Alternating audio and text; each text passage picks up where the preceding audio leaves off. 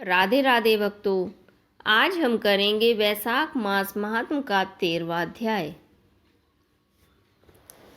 यह सुनकर राजा ने श्रुतिदेव से प्रश्न किया कि हे ब्राह्मण, वैशाख में छत्री दान करने का क्या महात्म्य है? कृपा करके मुझे विस्तार से बता दीजिए और समझा दीजिए।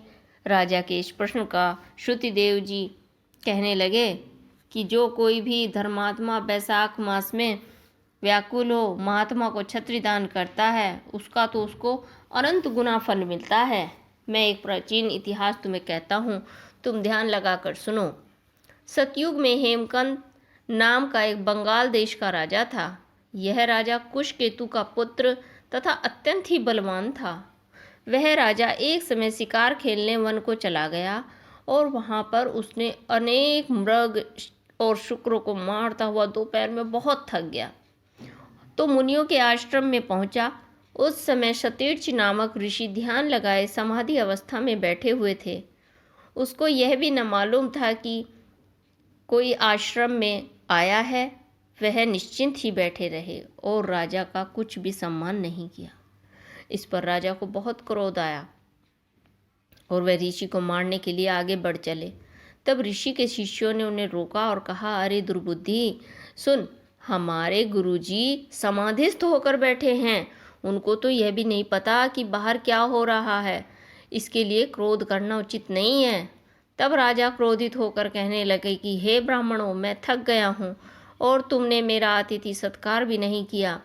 तब शिष्यों ने कहा कि हम तो गुरु के अधीन हैं, बिना गुरु की आज्ञा के तो कुछ भी नहीं कर सकते। शिष्यों का ऐसा प्रत्युत्तर सुनकर क्रोध से राजा ने अपना धनुष उठा लिया और कहने लगा कि मुझसे दान लेकर मेरा अन्न खाकर मुझे ही शिक्षा देते हो? ऐसे कृतज्ञ को तो अवश्य मार देना चाहिए। इतना कहकर राजा उन पर बाण चलाने लगा। इसी से वह शिष्य भयभीत होकर भागने लगे तो राजा के सैनिकों ने उनको चारों तरफ से घेर लिया। राजा ने उनमें से 3 शिष्यों को तो वहीं मार दिया और बाकी के भाग गए।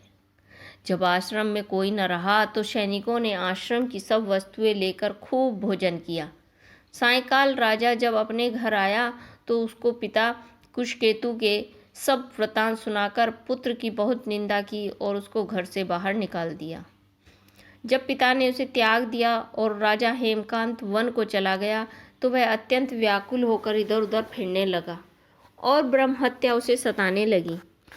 इस प्रकार उस दुरात्मा को फिरते फिरते 28 वर्ष बीत गए। तब तक दिनत्रित नामक के ऋषि वैशाख मास में तीर्थ यात्रा करने वन को आए। धूप से व्याकुल होकर वे मूर्छा खाकर पृथ्वी पर गिर पड़े। दैवयोग से हेमकांत ने ऋषि को मूर्छा खाकर गिरते हुए तो देख लिया और उसके मन में बहुत ही पीड़ा हुई और उन पर दया भी आई। उसने ढाक के पत्तों से एक छतरी बनाई और मुनि के सिर पर लगा दी और अलंबुका जल पिला दिया। इस उपचार के कारण मुनि मूर्छा से निवृत्त हुए तथा इंद्रियों से कुछ चैतन्यता आ जाने से स्नेह स्नेह गांव में चले गए। इस पुण्य के प्रभाव से उसके 300 ब्रह्म हत्याएं क्षण भर में ही दूर हो गई। तब हेमकांत को बड़ा ही विस्मय हुआ कि उसके द्वारा इतने प्राणियों को इतना कष्ट देने पर भी उसकी ब्रह्म हत्याएं कैसे दूर हो गई? किसने दूर कर दी? कहाँ गई और इसका क्या कारण है? जब वह सोच में पड़ गया तो उसकी मृत्यु निकट आ गई और उसके संग्रहणी रोग लग गया। जब उसके प्राण निकलने लगे तो उसको 3 बड़े बड़े भयंकर यमदूत दिखाई पड़े और वह हेमकांत को डराने लगे।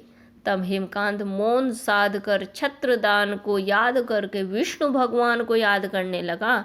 भगवान ने उसी समय अपने मंत्री विश्व सेन को आज्ञा दी कि यमदूतों को रोको और वैशाख मास में छत्रदान करने वाले हेमकांत की रक्षा करो।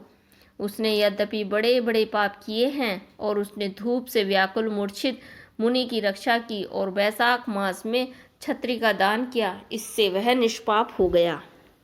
बोलो विष्णु भगवान की जय, बोलो लक्ष्मी माता की जय।